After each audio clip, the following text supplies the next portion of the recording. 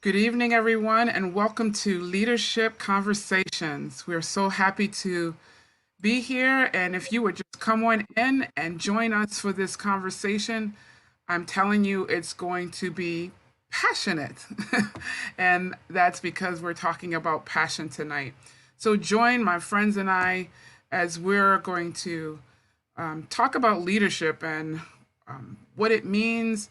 How do you, who is a leader? How do you make sure you continue to grow as a leader? All the things around leadership we will converse about in these leadership conversations. And so we're so happy to be here for the very first leadership conversation. And our leader tonight is going to be Edwina Cogdell. So we're going to get started. Again, welcome to Leadership Conversations. And tonight's topic is around passion. And I want to introduce those of us who are in this chat and the conversation. We have three organizations represented here. DestinySpeak, which is a business consulting firm where we are looking to help organizations become stronger and better and being able to be a place where everybody wants to be there and work and they're all appreciated for who and what they bring to the table. We also have Delpha D as well as Leadership by Design. And we're going to give everyone a chance to introduce themselves. So, Delpha, would you like to introduce yourself? Thanks. My name is Delpha DiGiacomo. I have delphad.com. It's a blog and a leadership development site.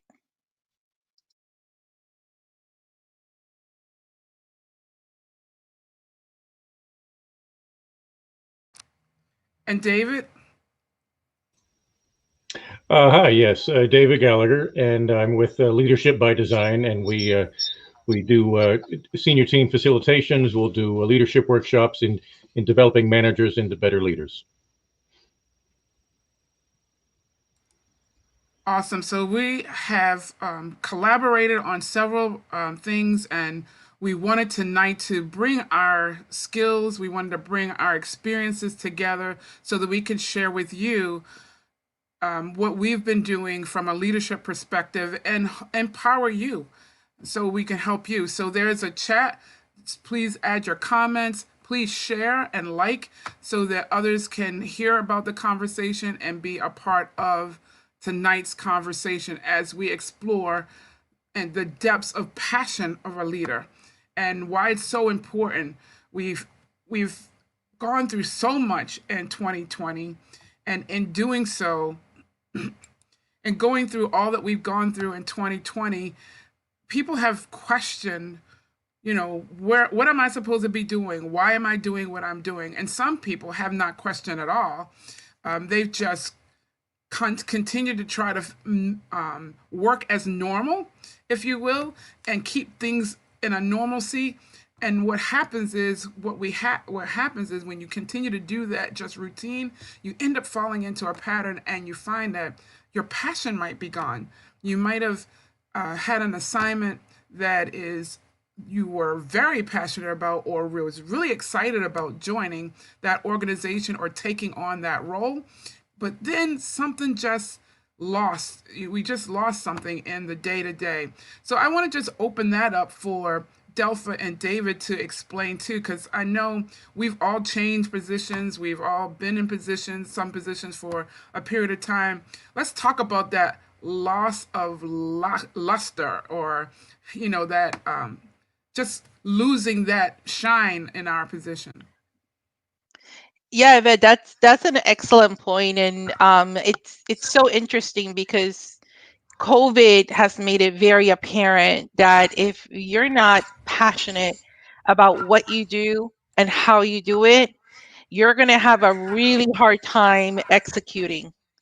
So it's very important that you're very clear about or around what is your passion, where do you want to take things, how does it make sense, and really be clear with yourself. And I tend to talk a lot about it from the, did you lose your passion or did you lose yourself? You may not have lost your passion, but you may have lost yourself in the process, because the world is so different.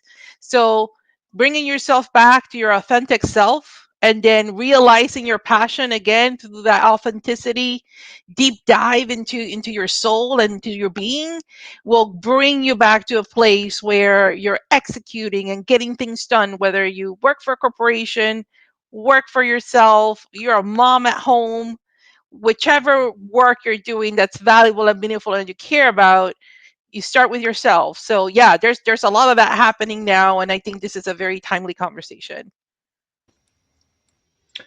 I guess what I would offer is just from coming from a different perspective. I agree with what Delpha was talking about, and also you, Yvette. But when you think about the number of people that have become unemployed, whether it's permanently or temporarily, it can become very depressing, and I get that. And there are the realities of financial needs. I get all that. If we can get past at least a little bit each day, if we can get past the depressing moments, because it is, I'm not trying to dismiss how depressing that might be, but take some time to sit back and think about, okay, I might have to reinvent myself. I might have to go a different direction. What am I really passionate about? What do I want to do? Can I go after that? And do I want to keep doing what I've done for the last 5 years or 20 years? Okay, that's fine if you do. Do I want to do something very different? And what does that mean for me and or my family or my partner? How do I approach that? Do I need more education? Do I need to research some things?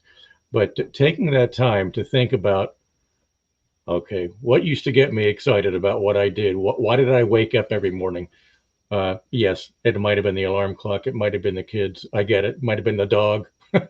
But what got me out of bed and motivated me for the day? So, Yeah, and we've been talking from an individual perspective, right? But it's even more important when you're a leader of leaders, then your folks really feed off of you. And you set the pace, you set the temperature, you set the atmosphere. And it's important for us to constantly revisit, am I in that right mode of attitude? And can I continue to ignite and keep my passion burning so that all those around me can still keep their passion burning? So we're going to jump into our tonight's conversation.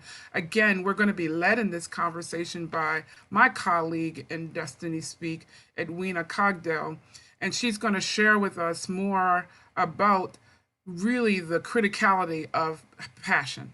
So, Edwina? Thank you, Yvette. Let's get going. You guys did such a great job really just teeing up the topic. So very excited to get into this discussion with everyone.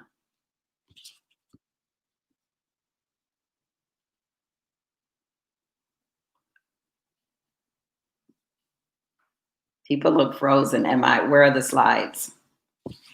Okay, thank you. So this slide says it starts with passion, and Delpha talked a little bit about that. And here's a quote from Steve Jobs. It says, you have to be burning with an idea or a problem or a wrong that you want to right. If you're not passionate enough from the start, you'll never stick it out. And that's something that came from Steve Jobs. So when you think about your passion, the size or complexity of your dream or purpose or vision determines the amount of passion you need. So let's think about famous people. Most famous people were not successful on their first try. In most cases, it just doesn't work that way. They're failing and they're learning from each failure. It requires effort, trial and error, persistence, resiliency. And I love to make up words. So here's my new word of the day. Stick-to-itness. Stick-to-itness. Passion is that fuel that feeds your stick-to-itness. Watch out, it's going to be in your next dictionary.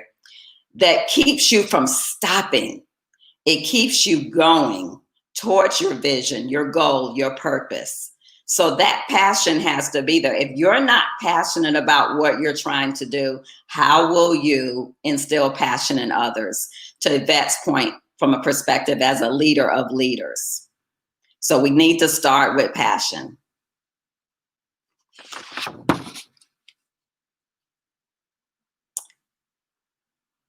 Let's look at how we can define passion, because if you look up the word passion in a dictionary, you'll see things like Christ suffering, enthusiasm, extreme excitement, pushing your way through. But what I want to do is I want to use this defining passion from an operational perspective as it was defined by Robert Valorin, PhD.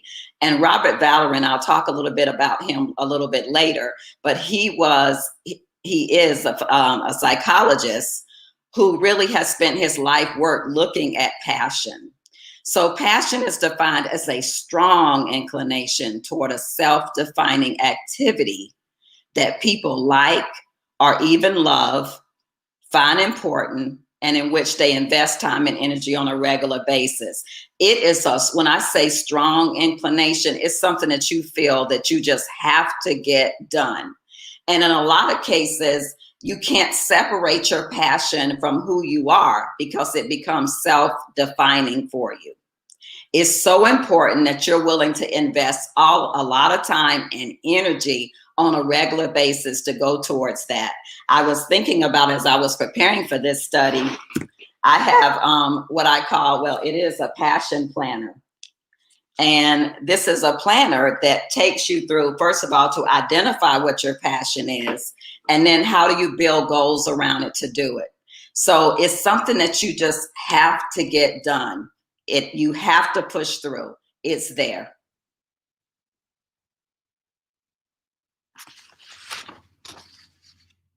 So when we look at this slide, how are you spending your time? And, you know, I love to watch movies. And one of the movies that Tyler Perry made was called The Family That Prays. And Kathy Bates is one of the characters. And she asks another character, Alice Evans, as only she can say my name, are you living or just existing? And when I'm looking at movies, a lot of times I pull things like that out because I thought, wow, that is a heavy statement right there. How are we living our lives? Are we living? Are we just existing? And people that are passionate are often living. They're not just existing. So passion time. Remember the old Hammer? He would say hammer time. Well, it's passion time. So when you think about passion, you want to find a time when your performance is most optimal. For me, it's in the morning. I'm a morning person. From 5 a.m. to 7 a.m., I can solve any issues you want me to solve, world problems, whatever. That's when my optimal performance is there. Now, when am I not optimal? About 8 o'clock. So that's why we're going to get done with this before 8 p.m. at night. I'm not optimal at that point. So I want to throw out a question, you know, to our team here. When is your optimal passion time? You made me think about this. You asked this a little earlier, and I was like, I actually, if I'm working in my being, in my passion, and who I am and what I do, it's all day. It's all day, and I probably end up having more energy and feel more accomplished when it's 100% in my passion than it is when I'm doing something that maybe I like, but it's not in that sphere. And I'll use this example. I thought I love cooking. I can cook all day. My girlfriend and I went, and I love, Paula, if you're watching, I love you. We went to a cookie decorating class. I liked it, but it's not my passion. It was hard work, and it's a lot different than what I expected. And I learned, I mean, I like it. I might try it again, but it's not my passion. What about others? Thank you, Delpha. Well, you said you could You could cook all day. I could not. I could eat all day, but I could not cook all day. So we should work together. Um, and by the way, 5 a.m. Yeah, don't call me then because I will not be at my top. I could be 5 p.m. to 7 p.m., but not 5 a.m. to 7 a.m. But I like your point about it doesn't really matter if you're talking about what you're passionate about. Yes, I might be, all of us, we might be tired, but if it's something we're passionate about, it doesn't necessarily matter as much. Yes, we all have peak performance times. That's just our biological clock. But if we're excited about something, we enjoy doing something, our our work in life is matched up with our strengths. I love it all day long, into the evening, over the weekend, doesn't matter. So Yeah, I agree with you, David. I could do it all day long, but you know what I'm finding now is that my development time within my passion is happening early in the morning. So I can think deeply about my passion, where I want to go, how I want to develop it, how I want to expand it, get even more insight around it in the morning, or early in the morning. Now, early in the morning, Edwina will tell you, is not normally my time. I can hang out with you all night long, but in the morning, at 5 o'clock, it's been a challenge. But I can say that since I've been doing that, I have been able to get deeper in my thought around my passion, how I really want to work it. And then to what everyone else has said, I can do it all day, but there's a special time in that morning time that I get to share with and relate in that space. Yvette, you bring up something that I think is really important. You've designated a time. And I can tell you, if we're not conscious about it in designating time for whatever your passion is, whether it's arts and crafts or your work or whatever else, if you don't do that, you'll miss out and you'll start missing it, and then you'll feel disconnected. And once you feel disconnected, it's hard to reconnect. Right. Yeah, and to your point, it's you gotta reconnect to the thing so that it continues to live within you and it continues to grow and that fire keep burning and you continue to evolve at it because we could keep doing it like we said like we could keep talking. I like to coach. I like to pull and challenge people to their best. I could do that all day long, but at some point I'm going to burn out. I'm just going to burn out if I don't refuel and have that dedicated time. So again, it's been a challenge, but So one thing Delpha said. I'm sorry, Edwina. One thing Delpha said was she referenced work. So if it feels like work, it's probably work. If it feels like, oh no, this is me. I love doing this. And every job, and I never call them jobs. I call them a role because job to me is too limiting. But if I think of a role, there are always things in all of our roles that are a little bit less exciting than some of the other stuff. But if 80% of it, 70% of it matches our passion, it's not work. It's what we love to do.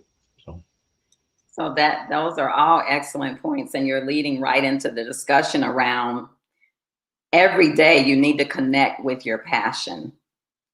And to Delpha's point, being intentional around creating time to connect and deeply reflect and get into it. It should be the most important thing to you. And the reason, when I talked about 5 to 7, that's when I first get up and I'm like, okay, that time is for what I'm passionate about. I'm going to give myself over to that. There'll be a time where I'll have to go to, do some business work. I might have to meet with people, but I'm going to pay myself first and invest in myself and in my own passion around that. There's a book that was written by Gary Keller and Jay Papasan, and it's called The One Thing. And within that, when we talk about working towards it every day, otherwise you're risking getting disconnected from it. And if you're disconnected, is it really your passion? But there's a focusing question that they ask in this book. And I want to read it to you. What's the one thing I can do such that by doing it, everything else will be easier or unnecessary? So think about that for a minute. So every day you're getting up and you're thinking about, what is the one thing that I need to do at this moment towards what I'm passionate about that's going to make other things easier or unnecessary? I'd love to hear your thoughts on that. You know what's interesting about that? That people, if you really think about it, what happens is unnecessary for some is not going to be the same for others. And some really think about the time that we're in now. Work, career, income has become extremely necessary. And people are having a hard time finding that focus, because the real focus right now is survival and livelihood and sustenance. So for me, when I think about that in a time like this, it really is extremely introspective. And it really, you have to you be clear that yes, right now we need to work. We need to bring home the bacon. We need to make sure there's bacon. There's a couple of things that need to happen because times are a little bit different. But then what?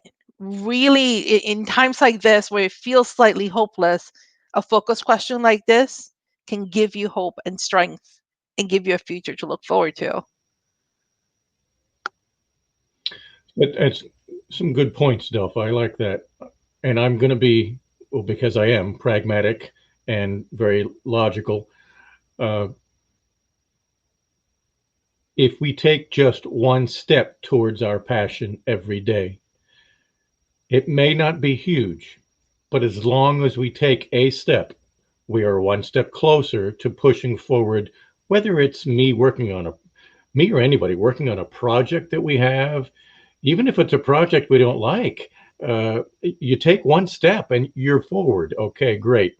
So that's kind of a time management thing and a psychological thing. But the point is that as long as we keep moving forward, we're making progress. And if I've made progress in a project, or if I've taken a step towards my passion, I feel good. So everything else is going to be a little bit easier because I've accomplished that.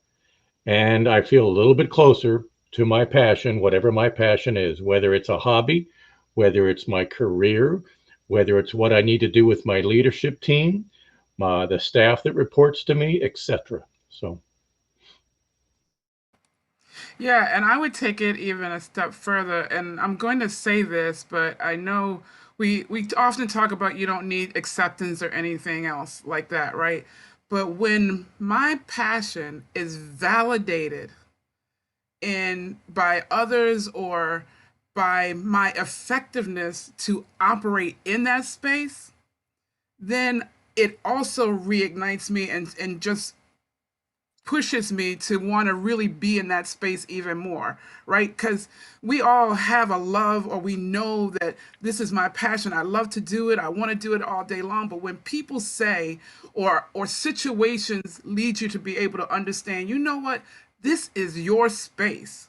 You really are great at this, or you know that you've made a change. If they never say it, if I know I've made a change that made a difference positively for somebody because I was walking in my passion, then it's that type of validation that is really, I think, important for me. And you know what? I'll just add something else. Sometimes you stumble into that. Mm-hmm. Sometimes it's you don't even know that that's part of your passion, because I think we're multifaceted. You could have Yes. multiple passions, right? But I'll use myself as an example. I always knew I wanted to lead. I was a leader as a kid. I knew I wanted to lead. I know I like to lead large groups. I know I like to coach people and help them develop, and my success is about how others do better with me, not that I'm doing better. And that to me is the core of the work that I do and how I do it. But then in my day job, I fell into diversity and inclusion, never thinking that the diversity and inclusion work was something that aligned so much with my passion that I was willing to give almost 40 extra hours a week for 3.5 years, just leading part of the organization in diversity and inclusion. And it's amazing because I'm energized, and it just does not matter. I could be dead tired from work, and I will do that other part because it matters and it makes a difference, and that's what I'm about. And if you're able to find that, whether you fall into it or you're purposeful, it's life changing because you really know when you're motivated and energized. Right. And falling into it also can be, you know what? I don't like what I'm seeing. It's just irritating me. And why do I see this all the time? So I'm falling into the whole what we do in Destiny Speak around organization and making sure we organizations are as healthy as they can be for the people who are a part of those organizations. As long as there's really good organizations, structure is there, people are able to thrive. That's the kind of thing that, excites me. But to your point, Delpha, I didn't, that's not something I wake up or as a kid say, oh, that's what I want to do. You kind of just find yourself doing it because it's like that that ain't good and we need to fix that. So just listening to you folks right now, and I knew when I was growing up that I wanted to be bald someday, just so you know. Um, so you're not supposed to be laughing so hard. Anyway, we're talking a lot about us as individuals and us leading people. What I've always told, especially brand new leaders, is that now you need to know, if you've never thought about it before, and many have not, is that the people that work for you or around you will be watching everything that you do and say, and everything that you do not do and say. Uh, so they will pick up on what you're passionate about in a heartbeat, and they will pick up on what you're not passionate about in a heartbeat. So it's just good to have that self-awareness because that also impacts your ability to lead them. So. Awesome. Awesome. Good, great discussion. Let's look at passion attributes. Because you may be wondering, when we say passion, what are we talking about? And some of the things that they described, they said intense, that heavy inclination, emotions, a drive. Remember some of the things they were saying that they could do this all day? Tenacity. That's the stick to itness that I invented a few minutes ago. Willingness to work long hours, having courage, high levels of initiative, persistence in the face of obstacles. And so let's look at Wanda Sykes' quote. If you feel like there's something out there that you're supposed to be doing, if you have a passion for it, then stop wishing and just do it. So when I think about when I think about my own particular passion, my passion is encouraging, leading, and guiding organizations and people to their destiny. That's what I'm passionate about. So to Delpha's point, there's lots of facets that come within that, but that's my overall passion. So anytime I'm doing anything connected to that, like what we're doing today, I feel like I'm doing what I was born to do in any of those facets. I'm energized by it. I'm excited about doing it. It's what I want to do. So let's do some storytelling right now and give me some thoughts around your particular passion. Well, so I don't have a story for you yet, but I do want to respond to your comments, Edwina, as well as Wanda Sykes, and she's a great comedian. But her quote there, and that can be easy to say. It's like, oh yeah, of course, if you're wealthy and famous and everybody knows you, yeah, you can just go after your your wishes and your dreams. If you're, because we've all seen so many people who are doing a job, and they don't even think about it as a career or a role, but they're doing a job every day. They show up, they come back home at the end of the day, and they are drained, not because they worked so hard. Maybe they did. I don't mean it that way. Maybe they worked really hard, but they're drained because they have no desire to really want to do that. What they have a desire to do is their passion, which might be over there or there. Uh, so go after that. And yes, I think we all realize that that can be hard to do sometimes from a financial leap.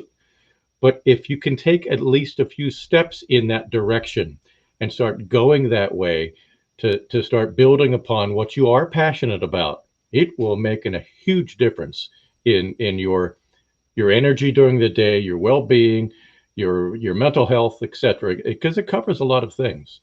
So.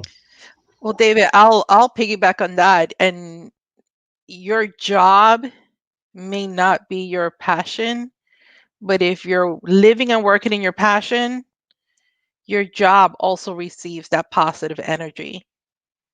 And so yeah, I saw Carolyn's question on YouTube. Hi, Carolyn. But yeah, so if you are really intentional about your passion and you just do it for an hour, and for me, that's between 7 and 8. I'm good all day because I feel like I've accomplished something and I'm able to deliver to my teams. And I'm passionate about my teams. I really care about my teams and I care about the people that I work with. It just energizes me even more to maybe write a little bit of the blog, or maybe talk about how we can help each other in a time like this, or maybe write a little bit about diversity and inclusion or leadership or whatever. Writing for me is a catalyst for that process. So for Caroline, I don't know if it's Caroline or Carolyn. I've heard both pronunciations from women with that name, so my apologies.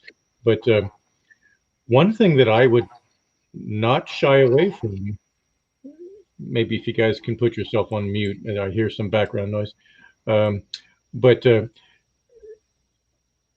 I would have a conversation with your staff to say, just to open up this exact same conversation. What are you passionate about? What brings you in here every day? And don't tell me it's a paycheck. I don't want to hear that. Because if it's just a paycheck, you should probably look somewhere else, quite frankly. Not that I would say that to them, but that's what I'd be thinking. But what are you passionate about? What brings you here every day? And even for those people who are thinking, well, I'm really just here for a job. Okay, but why this job? Why are you here? What do you enjoy about your work here at this business, at this company? What do you like about our group, our team? What do you like about what some of your responsibilities are? Let's hear from everybody. And maybe we play off of each other. That could lead to the three of you working on a team together to push a project forward, even though it's not part of the responsibilities of two of those three people. That's okay. You're working together and you're relying on your strengths and what you enjoy doing. But open up that conversation. And yes, you might find out some things that you didn't really want to hear, you can't do anything about. That's something that we could talk about going forward, about how do you deal with those things. So. And I think you can also do it by asking them, while you're stating what your passion is, challenge them to say what their passion is. And so together, you're making sure you're feeding into each other so that everybody is excelling in their passion, right? So make it a thing, right? Make it intentional that, look, we're here, there's all aspects of our jobs, but whatever our passion is, I want to make sure you have every opportunity to do that, and they need to do the same for you. And so that way we're looking out for each other, and people will grow, and that's when it really becomes intentional. And I think you'll find that they'll not only look for that in the space that you're in, but they'll run into opportunities outside of that space and be able to share where you can intentionally go about your passion there as well, because it doesn't have to be always in that space where you're working together. And dare I say, that's the difference between feeling included and belonging. Mm-hmm. It's sharing that part of yourself that makes you human, which is your passion. Exactly. You know, I mentioned the word belonging to somebody recently when I said D, E, and I or B. And this was an HR person, and then they said, I've never heard the B part. What are you talking about? And I said, well, it's subtle, but it's critically important. I can be included, I can be invited to the meeting, but do I feel like I belong here? That's a very different sentiment. And that gets to people's passion too. Our passion is what we do, but our passion is also, do I believe in the mission of this organization? Do I believe in the values of this organization? Do my values match their values, etc.? And that's what makes the experience so much better. Absolutely. So I don't know if everyone shared what's your passion. David started. So I'd love to hear from Delpha and Yvette. Sure. My main passion is to make sure that people get to be their authentic selves in all spaces, because I truly believe that when you're your whole authentic self, then you're able to bring success to yourself and others. You're able to bring joy, and you're able to support other people when they're bringing their whole selves. And my passion would be to enable people to discover who they are, because there are so many depths to each of us. And without someone challenging or asking the questions, even, that helps us to dig deeper, have more self reflection, then that's when you could become even your better self and more authentic self, right? Because now I'm really getting to the core of who I am and not what someone else defined me as, not what some other situation defined me as, but that's who I want to help people to discover everything that's in them. So, Edwina, there is a good question that I just got, and I'm going to read it to you guys. How do we navigate those conversations with individuals who have different ideals, designated or defined by differences like age, demographic, and culture, without being afraid? Well, first of all, it's going to require courage to step out there and put it out there, but one of the things that, has come up tonight is authenticity and being your genuine self and just sharing it in a graceful way, because there's going to be people that agree with you and there's going to be people that don't agree with you. I mean, look at the state of our country today. So it's going to definitely require courage to be able to step out and do that. So maybe practicing with some people that, practicing the discussion with someone that can give you some pointers, that can coach you through it, but if it's something that you really want to do, you can do that. It's gonna take courage though. Yeah, and I will have some introspection before having the conversation. You don't have to have this conversation with everybody. You need to have it with the right people. That's usually your tribe. That's the people that are going to support you, back you up. But if you're looking for, if you think about family dynamics and you're looking for acceptance in that family dynamic, just as an example, it could be more difficult. But that's okay. If you lead the conversation with, let me just be very honest, this is what I'm passionate about. We're not in the same space. You've had a very different life experience than me. I know I have a bunch of siblings. We've all had very different life experiences. We talk about our passions, and my brother's passion has absolutely nothing to do with mine. I don't get it.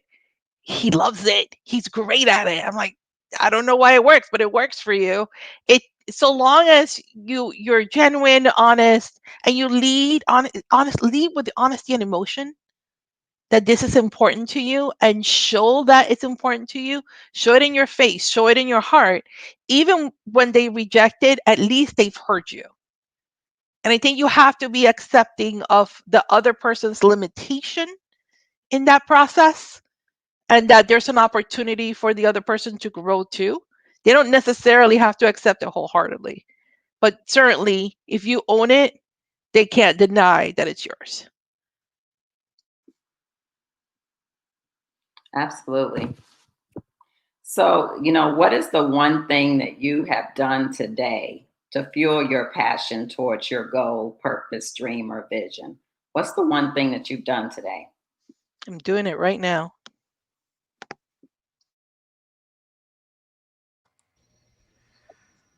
For me, I did a post to really have people really think about, we're talking about all this change around, it's time to go into the new and all that good stuff, but are we really ready to do that?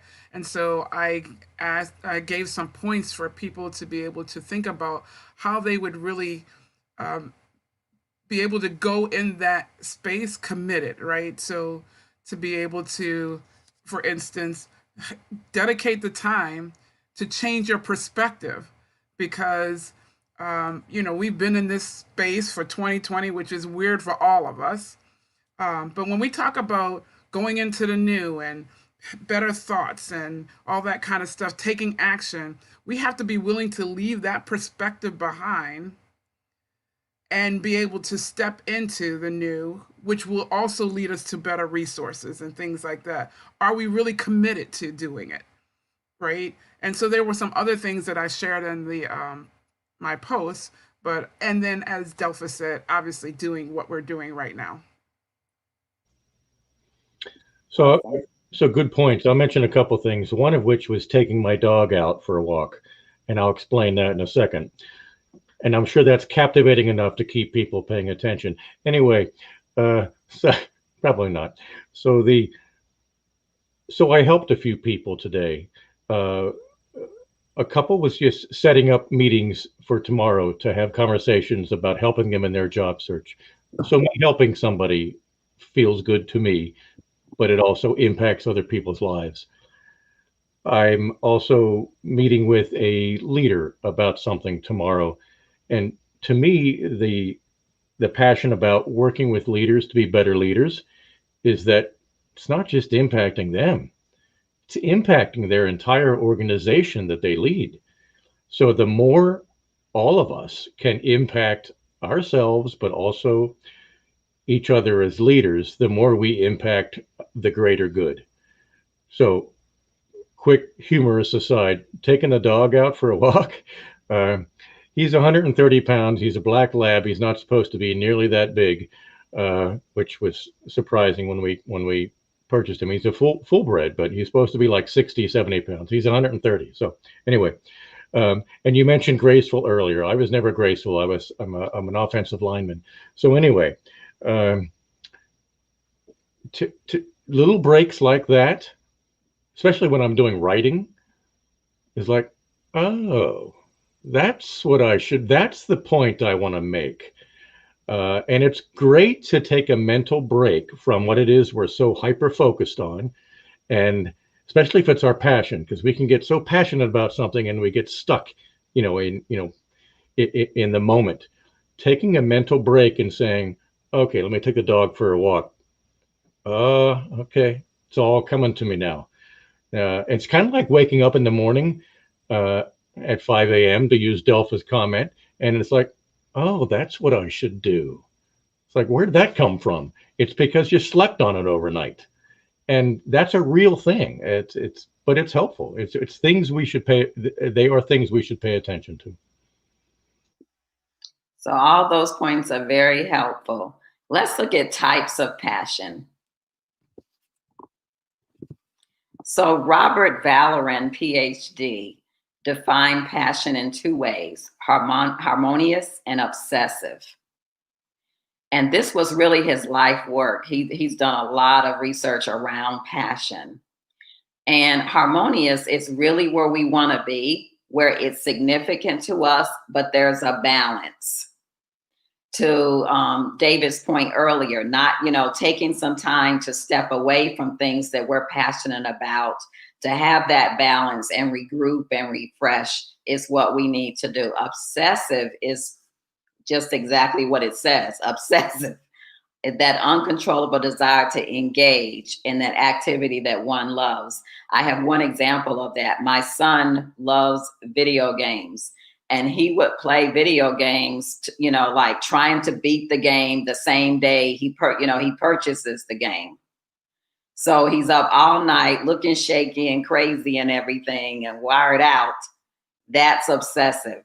That's not what we want. We want that good balance. And we have a great quote here from Harriet Tubman. Every great dream begins with a dreamer. Always remember, you have within you the strength, the patience, and the passion to reach for the stars to change the world. And so I love this quote by Harriet Tubman. She was the Black Moses. So we want that balance in our life. So passion really coincides and aligns really well with this particular model. And this is a model that was put together by another PhD, Mihai Csikszentmihalyi. He's a Hungarian-American psychologist. And what this is his flow chart. And what I love about it, it really speaks to what happens to us when we get in our passion. And that's the flow. His book is called Flow, The Psychology of Optimal Experience. And so if you look at the x-axis, that is the skill. And the y-axis is the challenge, okay? So if you look at apathy, if you have low skill and it's a low challenge, then you'll feel, whatever. If you have a medium skill level and a low challenge, you'll be bored. If you have high skill and low challenge, you're just going to relax and chill out. So do you see how this is working? The flow is where you want to get to, because that means you've got a good balance of being challenged and a good idea of skill level. You are in a perfect balance. What occurs in that situation when you're in the flow, and so a lot of times when we talk about flow, we think about athletes.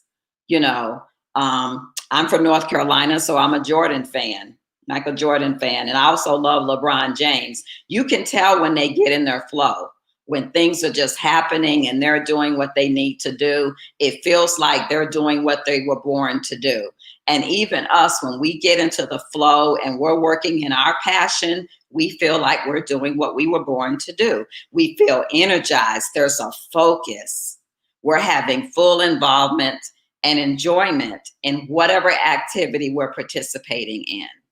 So what we want to do is get a high skill level and a high challenge and have that balance itself out. So looking for opportunities to do just that. And if you lead teams and people, this is a great model to look at as well, to try to see exactly where your people are, because they're more productive in the flow area. And that's what we're doing with this passion. We're trying to get it to be a flow. So here we have Nelson Mandela. There is no passion to be found playing small, in settling for a life that is less than the one you are capable of living. And that's Nelson Mandela. So get out of the small and start thinking bigger. I heard a speaker today, and I think she said it best. Why not you and why not now? There's no reason not to do it. Absolutely. So let's look at some ways that we can identify what our passion is if we're not familiar with it. So what you want to think about, and I'm a person that loves to journal. And so if you have not identified your passion, maybe get a journal and just start writing some things down. When do you feel your happiest? What is it that you love to do? What are your strengths? Not only from your perspective, but the perspectives of others. What if others talk to you about your strengths? What do they say? Hey, you're really strong here. What do you love to talk about? When you have an opportunity to just have a discussion with someone and they're interested, what's that topic? What did you dream about doing even as a child? That may do it. And how do you want to be remembered when you die? So these are some things that cause some reflection, to go back and just think through some things. And this is a way to get to your passion. I don't know how many of you saw the movie Rocket Man. It was excellent. It was done really nice. And again, there was a quote in that particular movie that I wrote down, and it said, this other musician said to Elton John, you got to kill the person you were born to be to become the person you want to be. So what changes are you willing to make? How fast and hard are you ready to go after the things that you want? Finding that passion, finding that place of flow where you're having an optimal experience. So I'll open that up for comments. Yeah, so when you were talking, the thought that came to me was, you know what?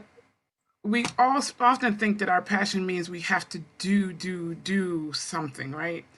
But it came to me, what do you like? If you like to initiate something and then see it evolve in front of you, that could be your passion. So today I was in a conversation and we're needing to make some changes and things like that. But people have been thinking about, we need this change for a long time, but they had not had the platform where they could talk about it.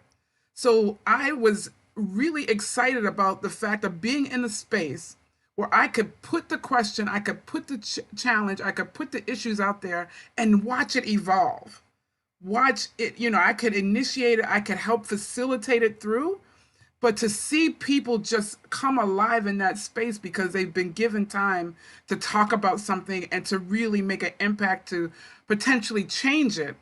So that's a kind of a passion that sometimes we don't think about as a passion. But I was just so glad to see the conversation go and people really start to feel empowered, and they were really starting to share their thoughts, which they might not have ever been able to do effectively before.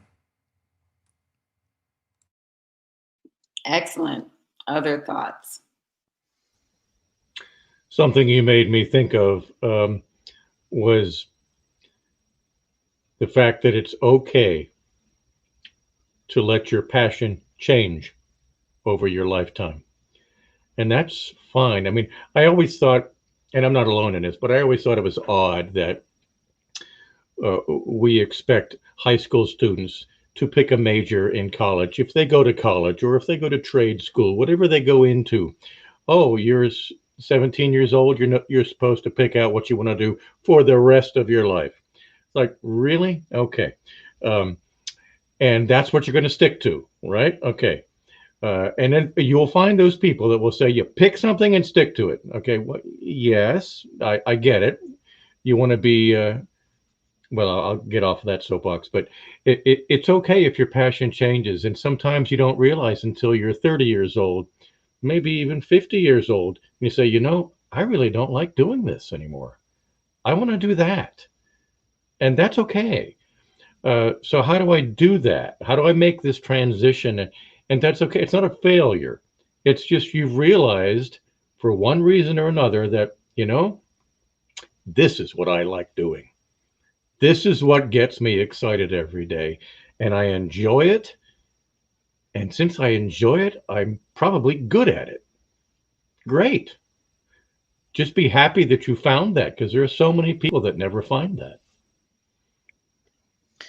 Well, David, and sometimes they don't even know where to look because they're living in the space of this is what I'm supposed to be doing versus this is who I am as a person, and denying yourself is no way to live, really. So yeah, to me, like, this whole conversation is so important, but I will tell you the next one. I know I'm trying not to tease it out because it's like it's really about finding the place where you can be that passionate. And it might not be a physical place, but finding that place is really where it's at. Yes, and Delphi, I think that the next two sessions, not just the next one, but the Yeah. next two sessions are about place, right? Yeah, they are. And it's like the continuation of like, yeah, you found your passion. So then what? But like it's hard not to continue the conversation, right? Because like it's supposed to be just about passion, but really it's a package of your whole self and how you get to the place.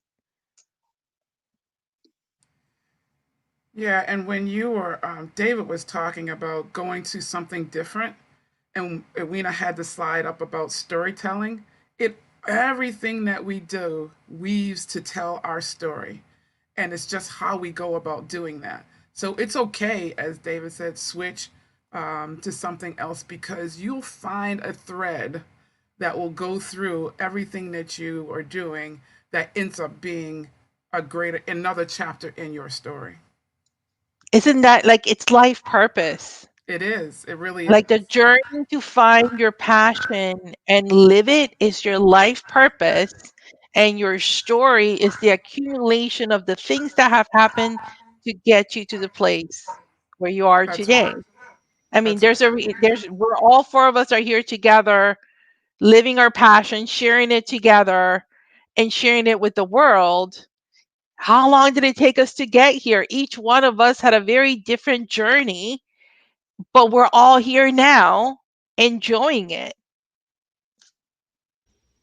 So I remember with various different organizations over my career having, more senior leaders come in and talk to a fresh leadership group and saying, "So, what advice do you have about leadership?" Okay, that's good. How did you get to where you are? And you'd hear these, and people would, especially new leaders, would expect that, oh, you went from A to B to C to D. No. And about everyone was like, no, I went over here, over there. I went all kinds of directions. They were all good, but I landed where I am today and I love it. But I'm also richer as a leader because I've experienced many other experiences and challenges in my professional career. So, and so don't see, I used to tell people that were very, very new in their career, I said, sometimes you need to go backwards. What? Yes, maybe you want to go backwards. Maybe you at least want to go lateral before you try to move up, because once you move up, you will be better if you have a more lateral experience, a broader experience. So, And those are not failures, right? Moving backwards or lateral is not a failure. It's an opportunity to learn. I would just caution people though, because you may be told that you need to do that and it really may not resonate with you versus you're just kind of balking at it. And those are two different things. Balking at it to me means you're resistant to it because it does not feel like it does not align with the vision of the path that you've laid out. It might be the right thing. It's just not in the plan. You did not write that part out of taking that side step or the back step. Resonate with you is something different. It feels wrong, inherently wrong, versus a lateral, a side move, a backwards move that feels right because it's more enriching. So I would balance it with how do you feel about it when you hear it, or how do you feel about it when you're doing it, and really be mindful of the steps there. So I'm really grateful for this rich discussion tonight. And so just to give you something to think about passion being the fuel for your vehicle that's going to get you to your destination. So just think about that. So let's get to our next slides, Yvette.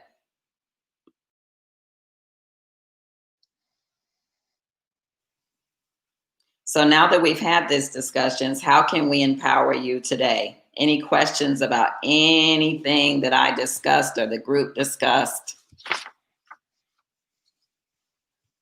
Anybody want to practice saying me high, cheeks in me high? I typed it out in the chat just so that people knew how the spelling worked.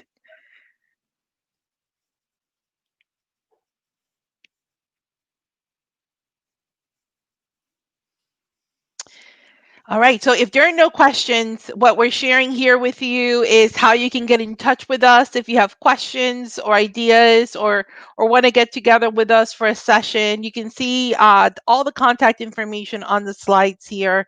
You can contact DestinySpeak, you can contact me on Delpha D, or you can contact David at Leadership by Design.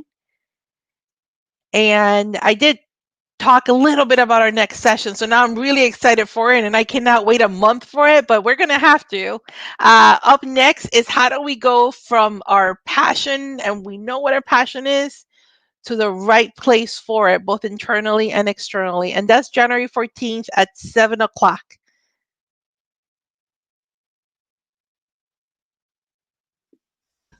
Let's say 7 p.m. Eastern, because I expect we're going to have people from around the globe. Yeah, 7 p.m. Eastern. And with that, thank you for joining us, spending this quality hour with us. I hope you are walking away with just a little bit of nugget of something that sparked in you your passion. Good night, everyone. We'll see you on January 14th. Good night.